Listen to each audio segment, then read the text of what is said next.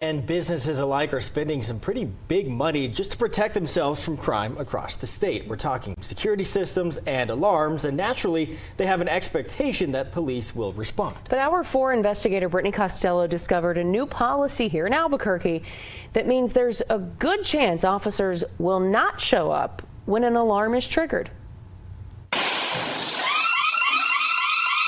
This is exactly how it's supposed to play out. An intruder caught tripping an alarm system. Sometimes what happens next is even caught on camera when an alarm goes off.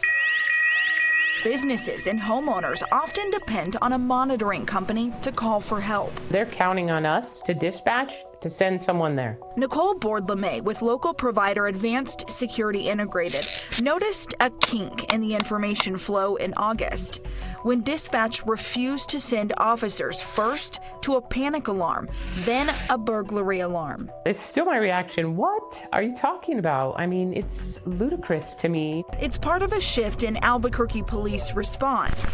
Right there in her own reports, the business was not properly permitted. If there's no permit for the alarm, we don't respond. Deputy Chief J.J. Griego says city ordinance requires all alarms, fire included, be permitted through the city's false alarm reduction unit.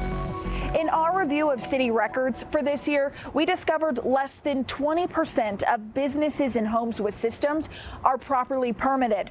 Almost 70% of commercial properties with alarm systems would not get a police response. When we started analyzing data that showed how much time we were spending on false alarms, and as the number of officers was reducing during that time frame, we had to look at better allocating our services. APD data shows 99% of alarms last year were false alarms. Scott Cloniger says he was one of those, and the data doesn't tell the whole story. They dinged me for a false alarm call. What was it like looking at that notification? It made me quite angry. In fact, it made me angry enough that I declined to renew my alarm registration. I'm not going to send this city a nickel if I don't have to anymore.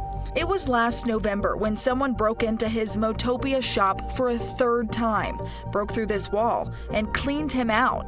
It triggered his alarm, but crooks still had time to make off with 70 grand worth of merchandise. Cloniger says police never showed up. What's the difference?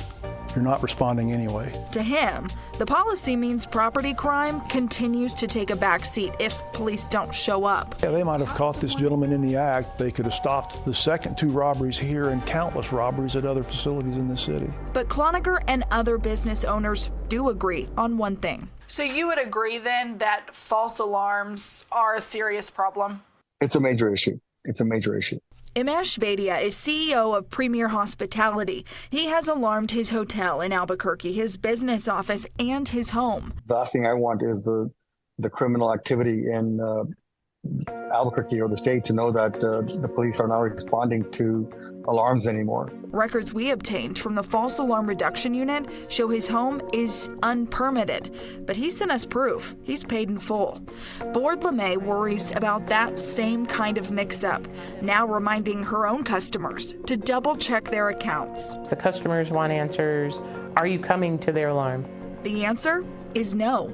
Not if the system is unpermitted, and not if someone has more than 10 false alarms in the last year. There's always a risk, but the ordinance does require the alarm to be permitted. There is a risk that the 11th alarm might be an actual alarm, but the risk we also run is that there's another more serious call that's happening in Albuquerque that I'm diverting resources to go to this false alarm. Brittany Costello, 4 Investigates.